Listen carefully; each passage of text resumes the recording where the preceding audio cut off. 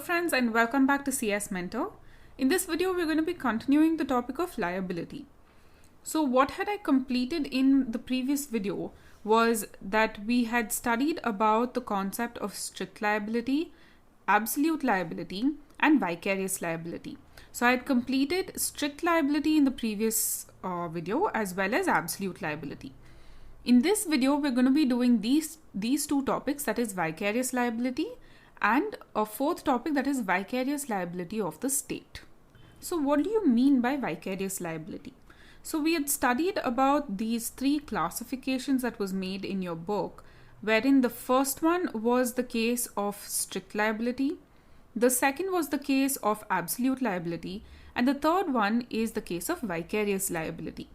So as the name suggests over here, it is liability for wrongs committed by others. So what did we study under absolute liability and strict liability?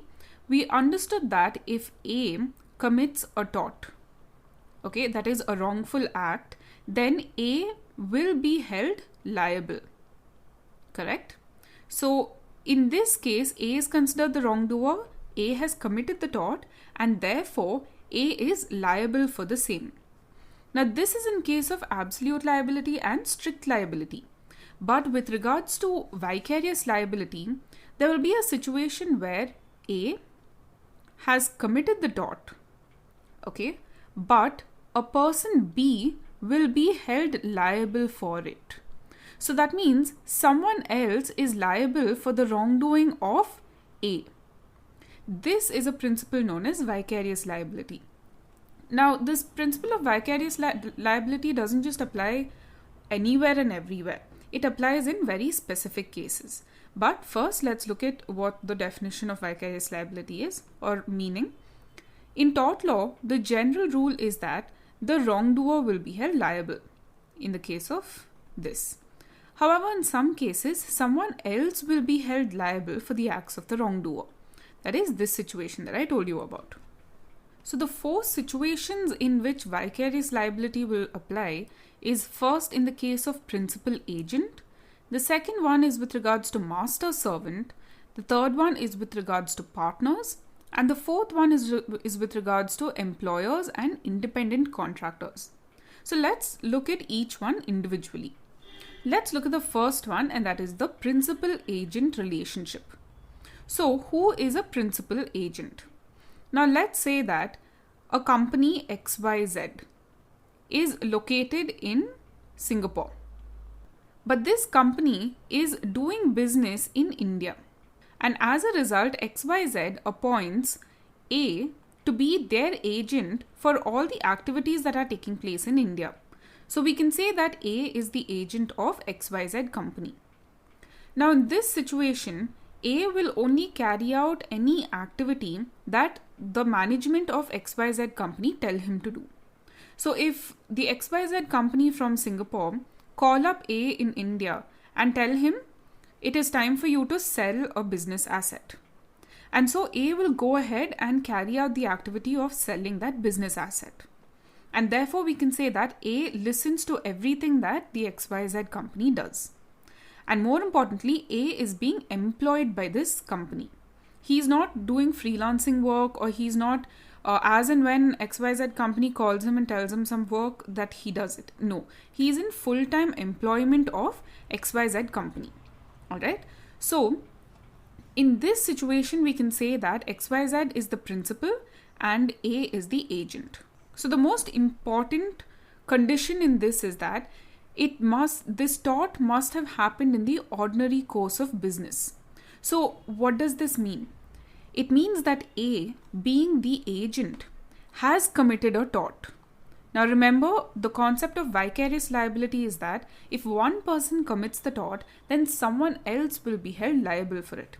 So in this case, A, being the agent in India, has committed a tort, and as a result of which XYZ company, being his employer, becomes liable for the same. The simple condition that is being followed over here is that A committed such tort in the ordinary course of business. That means it is automatically understood that he received his directions from XYZ company, and as a result, he has committed the same. Now, there is a case over here known as Lloyd versus Graysmith. In this case, what happened? The managing clerk, so that means he's an employee of a particular firm. Now, this employee, the managing clerk, committed fraud against some lady client. As he did so in the ordinary course of business, his employer will be held liable for his actions. Hence, in this case, I can say that the agent has committed the tort and his firm, that is the person who had employed him, will be held liable for him. So this is the first situation of principal agent which vicarious liability will apply. The second situation is with regards to master servant. Now, another name that I could use for the word master servant is employer employee. Now, you must be wondering why they use the terms master and servant. You must understand that this is an English law principle that had developed in the tort law country, and at that time during the existence of slavery. It was understood that some people were slaves to their masters and they were the property of their masters. And the master was known as the master, whereas the slave was also known as the servant. And the most interesting part about this relationship is that it is automatically understood that whatever the servant does or whatever the slave does is in direct orders of the master, and that the slave or the servant would not have done otherwise. Now, obviously, in today's world, slavery does not exist. It is banished, or it is abolished for the correct word. And instead, what we do have as a relationship is that of an employer and employee. Now, the employer will give directions to the employee to do work in a certain way. And if the employer does it in any other way, it is obviously not acceptable. So here also the relationship is automatically understood that the employee will follow the directions of the employer. Alright. Now this follows a principle known as respondet superior. Let the principal be liable, or let the master be liable, or in this case, let the employer be liable. Okay. And the condition simply states that he will be liable whether he gave the command or not. So let's assume that XYZ company is the employer and P is the employee. So what P does is that he sells the client information to an outsider. Alright? And this client information was technically supposed to be confidential. What P does is he thinks he can make some extra quick money. He sells client information to some third party. Now, whether P did this on the orders of XYZ company or not, regardless, these clients will now come and hold XYZ company liable. Okay, so this is the most important condition over here. Regardless of whether the employer gave the command themselves or not, they will still be held liable for the same. The third set of people that vicarious liability will fall under is partners. So who is a partnership, or who are partners? Let's say the firm is partnered up by A, B, C and D. Now what B does is he is the one who commits a tort. Alright. Now simply because B committed the tort, it is understood that this entire partnership will be held jointly liable for the same. And that is what I've written over here, jointly liable. So the understanding with regards to partners is slightly different from that of principal agent and master servant relationship, because these people are not, the partners to the firm that is, are not taking orders from each other. But simply by being a partnership, it is understood that they do everything in conformity with each other's decisions. And as a result, even if one person commits a tort, or even one partner commits the tort, the condition being in the ordinary course of business, then regardless, all four partners, A, B, C and D, will be held jointly liable for B's commission of tort. Now later on, obviously A can sue B or take from B the money that they were made to pay up as compensation. But that's a different thing. The understanding is that these people will be held jointly liable.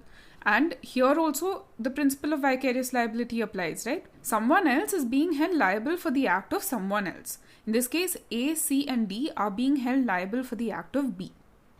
The last person who this vicarious liability applies to is in the case of something known as employer and independent contractor. So let me give you an example for this. Let's assume that a person A wants to build a house. Now, he's set aside a lot of money and he's accumulated a lot of wealth by doing, say, business or something like that. And he wants to build quite a fancy house. Now, for this purpose, what he does is he appoints an architect. And not only does he appoint an architect, he also appoints an entire team of builders to build his house.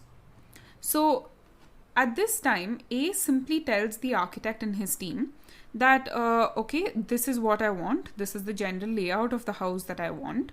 And I'd like the design to be like this. I'd like the garden placed here. Or I'd like the roofing to be this way. Or this many a number of rooms. Whatever his specifications are, A will tell the architect and his team. Now, the architect and his team are what? They're professionals. Now, these people will not have to keep asking A every time that they have to lay down a floor or set a door in a particular room or, look into the tiny, minute details of building the house. Because that is why A appointed them in the first place. Because they have the expertise of being professionals, of building many houses. So, these people, that is the architect and the team, are not acting under the orders of A.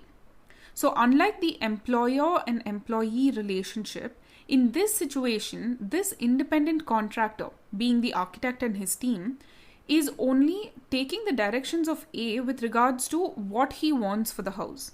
But the rest of the decisions as to how much time it will take, how many people should be employed for this, how much material needs to be bought, everything comes under the decision of the architect and his team. So, the general rule is that the employer is not liable for the acts of the independent contractor. So, simply put, if the independent contractor, that's the architect and his team, commit some kind of a tort, here it is automatically assumed that these people are professionals, that they do not take the orders of others while carrying on their work. And therefore, A will not be held liable for the tort committed by the professionals and his team. The architect and his team.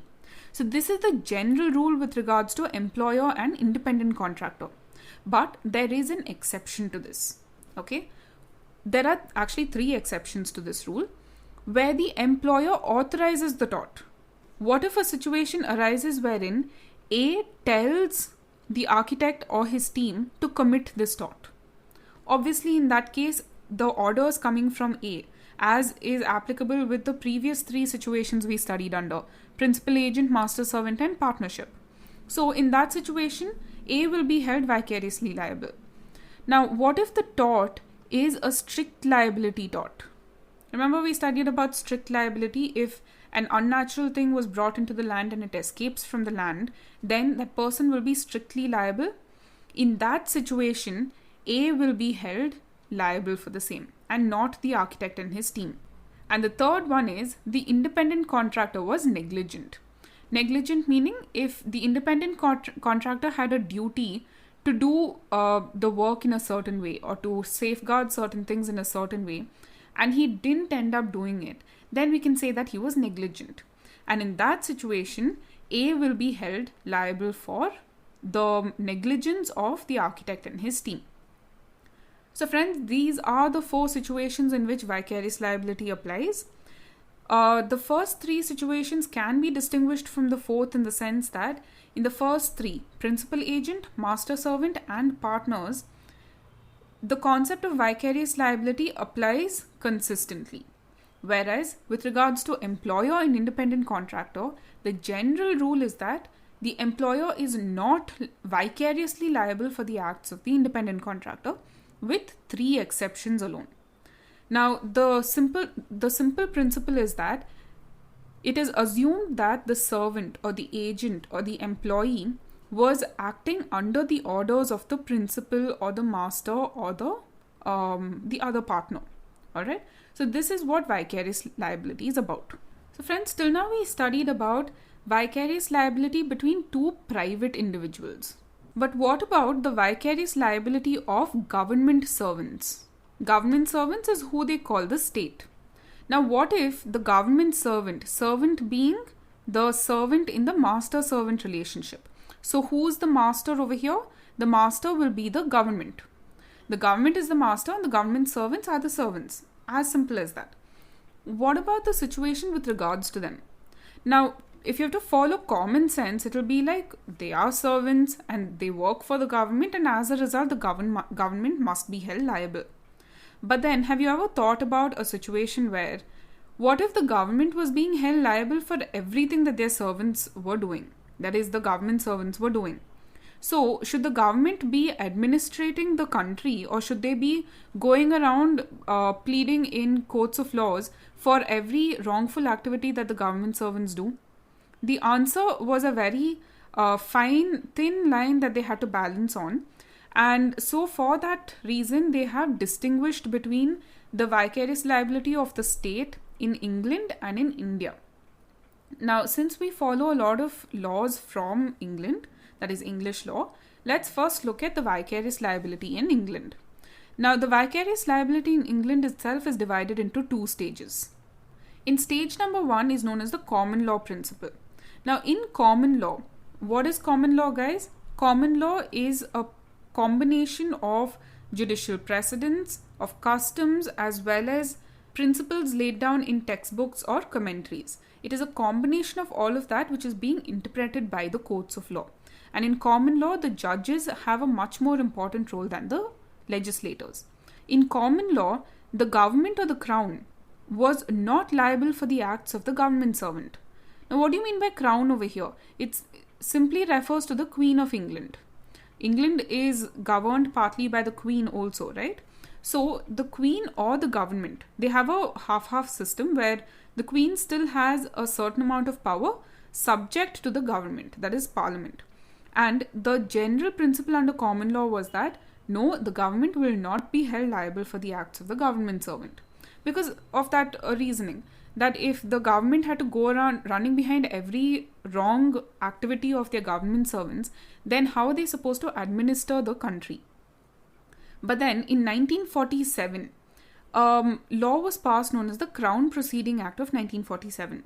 Now, after this law was passed, the government was held liable for the acts of government servant. So a law itself came in to regulate the same. Alright? But the situation in India is not like that.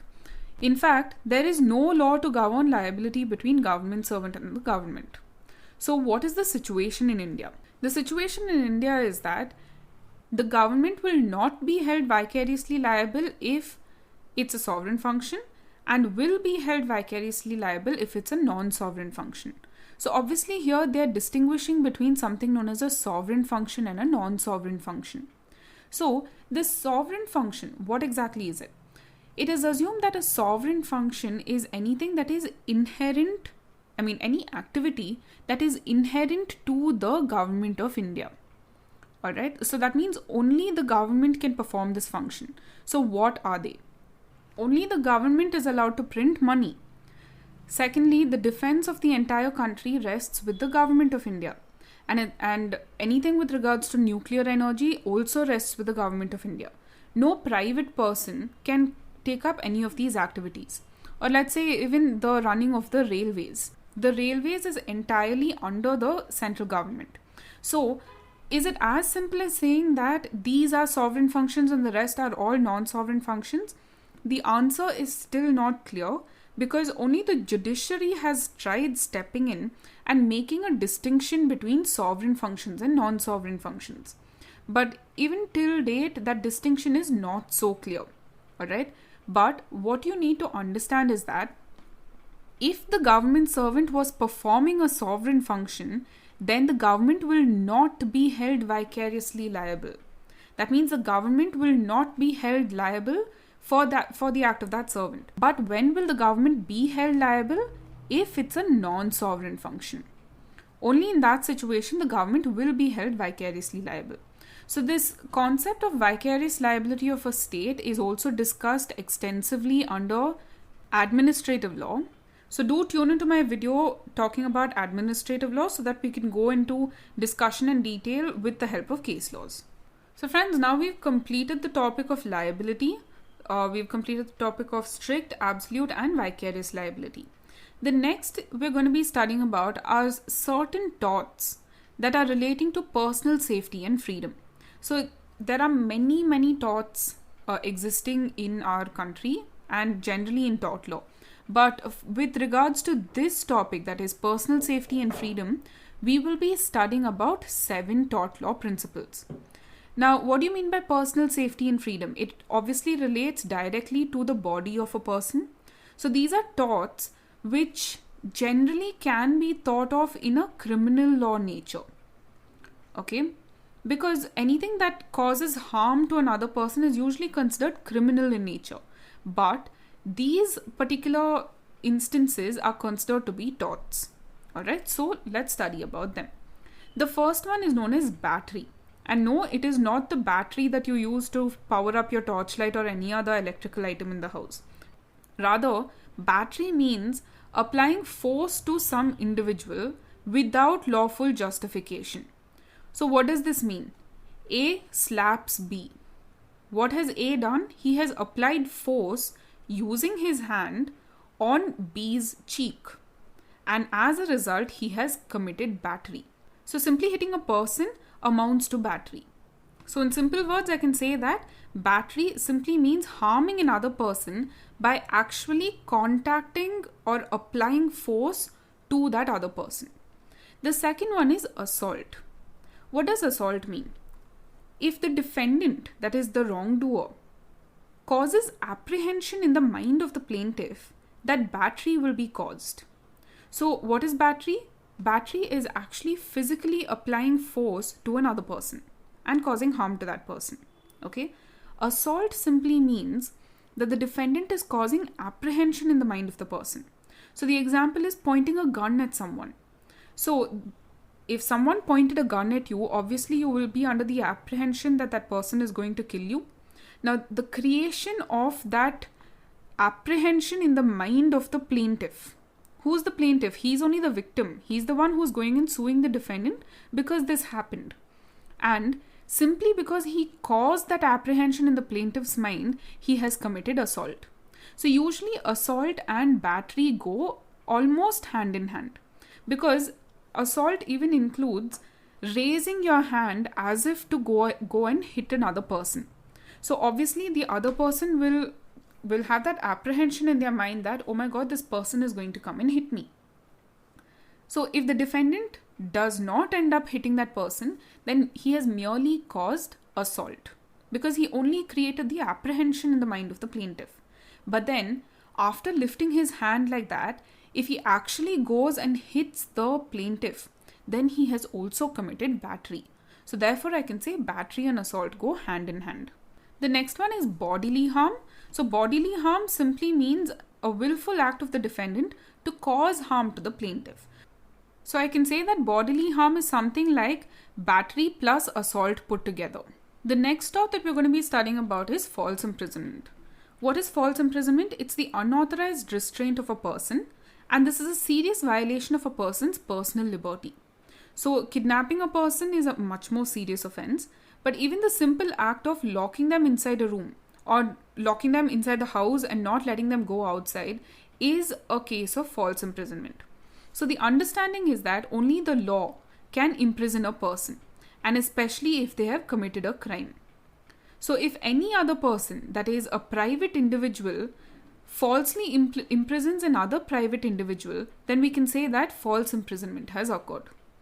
And it's just simple as that. Only the police or the authorities can imprison someone and not anyone else. The fifth tort is defamation. So I know many of you all have heard of the word defamation, but let's read about what it is. It's an attack on the reputation of a person. And this defamation can also be known as libel or slander. But first, before we go into any classification, let's understand what do you mean by defamation. So let's assume that A is a person and a very well-known person in society. Okay? And what A tells people is that during some kind of a meet or a get together, is that A tells all of her friends that B is a thief. And A says that, oh my god, I think I saw B stealing this very important item from such and such person's house. Now, upon saying that, all of these people now believe that B is a thief. But B wouldn't have actually stolen anything. But what has A done over here? A has reduced the reputation or harmed the reputation of B in front of other members in society. Alright, this is what defamation is. Now, this defamation can be of two types, that is libel and slander. Now, libel is considered to be more permanent in nature. Let's take the same example. What if A published that particular news in the newspaper?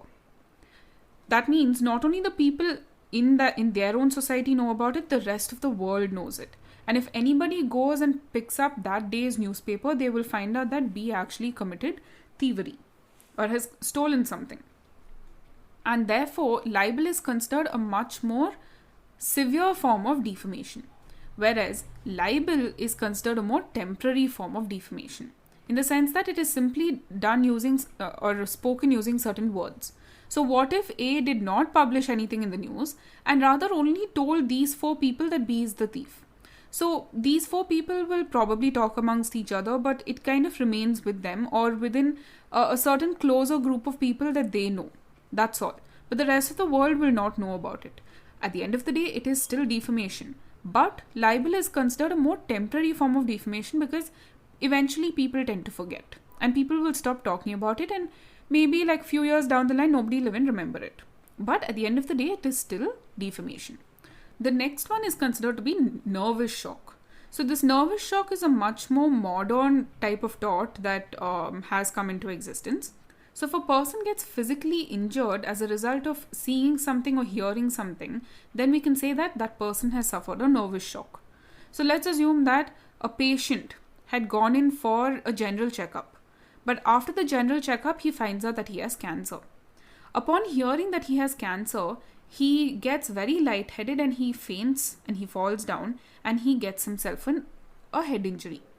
So this head injury is only the physical harm that was caused to him, but he got it upon hearing that he has cancer. So this is what nervous shock is. Nervous shock cannot be read on its own. Rather, it has to be linked to some kind of physical harm that was caused to the person. The next and last tort relating to personal safety and freedom is something known as malicious prosecution. But for this, you must understand that there is a distinction between a certain previous suit and a latter suit. So for the purpose of this explanation, let's assume that the plaintiff in the previous suit, so I'm writing 1 for previous suit, sues the defendant in the previous suit. Alright? So when I refer to P1, I'm referring to the plaintiff in the previous suit and the defendant in the previous suit. So what happens over here is the plaintiff sues the defendant for some proper reasonable cause. But during the proceedings of this previous suit or this particular suit, the plaintiff acts in a malicious manner. That means he doesn't act in a way so as to further justice. What do you mean by that? If the plaintiff believes that he is going to lose this particular suit, or if the judge might rule against him, what he does is he goes and he forges some kind of a document. He does so simply because he believes that, oh my god, I'm going to face the consequences of losing this suit. So instead, he works around the justice system to try and win this particular case or get the judge to rule in his favor. And therefore, I can say that he has acted maliciously and not to further the ends of justice. So here I can say that the plaintiff has acted maliciously. As a result of this plaintiff acting maliciously, what has happened? The defendant has suffered some kind of a harm. Now think about it. When a suit is being instituted before a court of law, a lot of time is being wasted, a lot of money is being wasted, a lot of effort is being wasted over here in turning up for the suit and bringing forth all the documents that the judges expects you to bring, and a whole lot of other things. Now, simply because the plaintiff has acted maliciously during the entire suit, does it mean that B has to suffer the harm caused by it? The answer is no, and as a result, the defendant becomes the plaintiff in suit number 2. So this defendant is becoming the plaintiff in suit number 2, and he is filing a suit against the plaintiff in the previous suit, that is the defendant in the second suit. I hope you all are clear with this. In the previous suit, there was a plaintiff and a defendant. But simply because the plaintiff acts in a malicious manner, the defendant can go ahead and file a suit of malicious prosecution against this plaintiff. So in the new suit, what happens? The defendant becomes the plaintiff and the plaintiff becomes the defendant. Their roles get reversed over here. But this doesn't apply in all cases. Simply because in the previous suit, the defendant feels like, oh no, I feel like the plaintiff has acted maliciously, I'll file a suit against him. No, there has to be a set of elements that have to be complied with before they can say that malicious prosecution suit can be filed. So what are these essential elements? Now, there must be a prosecution by the plaintiff. Plaintiff being whom? Plaintiff. So I have taken the example in this case. In previous suit, I've used the example of A being the plaintiff and B being the defendant. So obviously in the latter suit, B becomes the plaintiff and A becomes the defendant. That is, their roles get reversed. So using this example, let's continue with the elements. So there must be a prosecution by the plaintiff. So who am I referring to over here? A in the previous suit. So I'm referring to this previous suit over here. Now, there must have been reasonable cause for that prosecution in the previous suit. So that means the plaintiff over here filed this particular suit for a reasonable cause only. He genuinely believed that there has been a violation of rights and therefore he filed a suit against the defendant. But what did this plaintiff do during the course of the proceedings? He acted maliciously. So, A in the latter suit is basically this person over here who acted maliciously in what? In the previous suit. And the plaintiff, that is B in the latter suit, I'm referring to this person over here, P2, must have suffered damage as a result. So, the plaintiff in the latter suit was the defendant in the previous suit. He suffered some kind of a harm. So, that is another crucial element. He must have suffered some kind of a harm. And more importantly, the plaintiff in the previous suit or the defendant in the latter suit, however you'd like to call it, must have acted maliciously. This is the second condition. And the prosecution of the previous suit must have been terminated in favor of the plaintiff. So the judge, after realizing that the plaintiff in the previous suit, that is this person, has acted maliciously, what the judge does is he goes ahead and he rules in favor of D1. So that's the defendant in the previous suit. So essentially the judge is saying, because the plaintiff acted maliciously, I'm going to rule in your favor, nothing else. But it's not as simple as that. There's another remedy given to the defendant over here, that is he can go ahead and file a suit of malicious prosecution. So friends, if I have to put it down very simply, it's just like this. A files a suit against B. A has a problem with B, but A is unable to accept that he might lose the case. So what he does is he goes ahead and he does some fishy things so as to simply win the case no matter what. The judge sitting over here realizes that and he's like, you nothing doing, I will not rule in your favor, and he rules in favor of B instead. But is that all? No, B has another remedy. B can go right ahead and file a suit against A. And this is simply what malicious prosecution is. So guys, that marks the end of the torts relating to personal safety and freedom. The last topic in this entire chapter is known as remedy in torts. So remember I said that where there exists a right, there has to exist some kind of a remedy. So I can say that the right over here is known as the right in rem.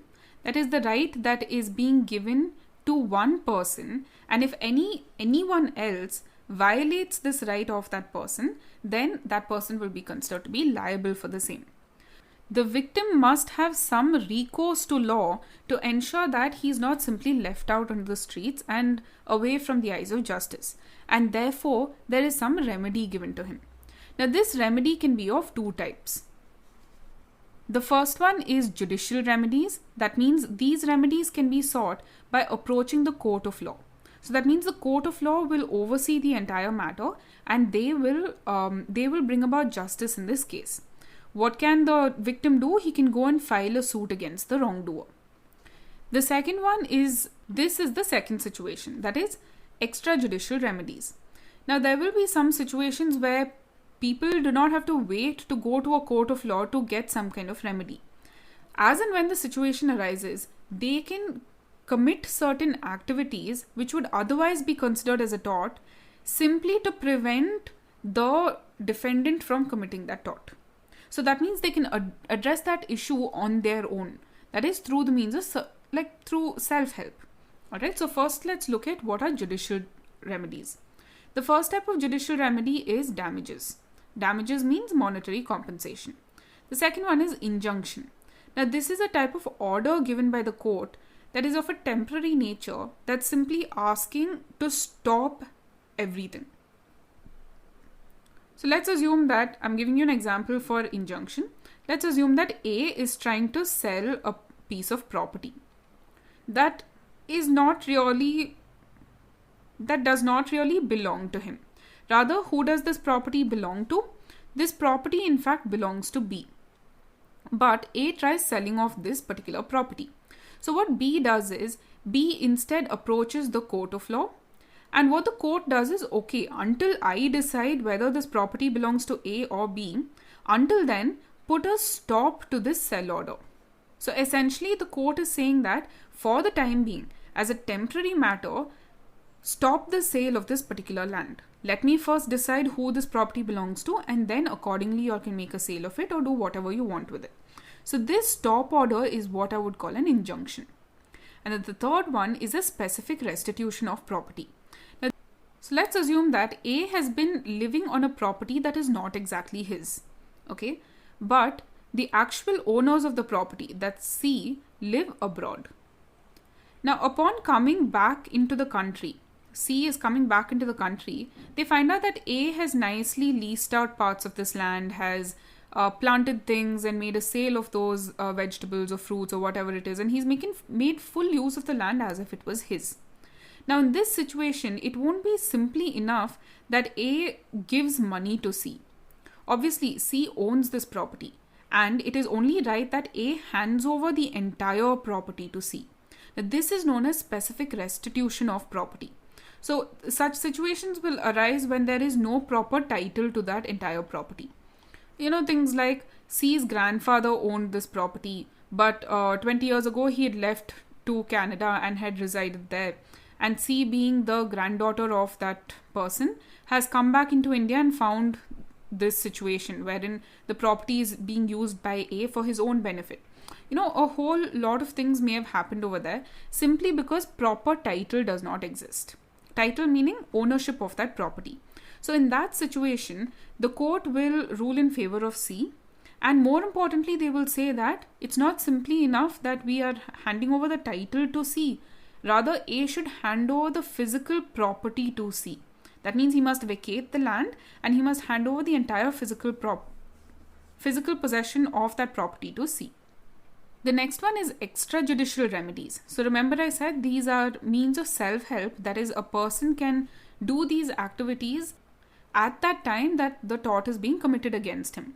So the first type of extrajudicial remedy is self-defense. So if someone comes and tries to commit battery or assault against another person, then that person in his self-defense can block that attack or can even try to hit his own attacker. The second one is prevention of trespass. So if a person is trying to trespass into your property, then you can fire a gun into the air so as to create an apprehension in the mind of a person. So that means technically you are committing assault. That is, you're creating an apprehension in the mind of the person, which is technically a tort. But then what are you doing it for? You're doing it so as to prevent trespass. So this is another type of extrajudicial remedy. Re-entry on land and recaption of goods. So this is with regards to immovable property, and this is with regards to movable property. So if there's dispute regarding the title to that particular land or to those goods, then the rightful owner can re-enter his own land, or he can try taking back his own movable property or goods so as to prevent the tort from ever being committed. And finally, it's abatement of nuisance. So if a bunch of, say, 5 men are walking drunkenly on the road, then it is okay to go ahead and commit a kind of assault against these men to scatter them and prevent them from ever committing nuisance. Now, it must be understood that this assault is a tort, okay, and it must not be done lightly, but rather if it was in some kind of a self-defense or to prevent a tort from taking place, then it can happen. So friends, these are your remedies in torts. So you have judicial remedies and extrajudicial remedies. And this marks the end of the chapter Law of Torts, and that is your chapter 6 in Jurisprudence Interpretation and General Laws. If you like this video, do go ahead and subscribe to my channel, where I will be putting out more and more content on jurisprudence interpretation and general laws. Stay tuned for the same, and I shall be seeing you all in the next video.